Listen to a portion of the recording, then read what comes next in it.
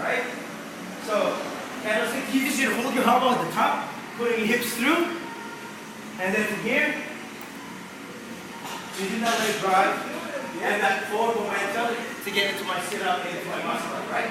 So from here, I tuck my feet, I tuck my heels to my butt, and that forward momentum using my leg drive and my arm, like push to push me forward.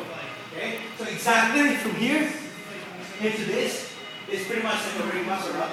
All I gotta do now is get my hands into my armpits. Okay, so if you guys, I'd rather you guys, if you feel confident in it, I'd rather you guys do it on the rings. But if you feel like you need to work on it still, you guys can practice on the candlesticks of making sure you put your hips to the top, so elongating yourself, just like a hollow position.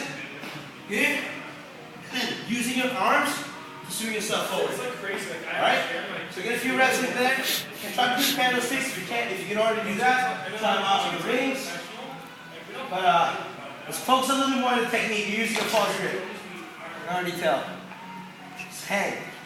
Those rings are a little bit too low for you. So,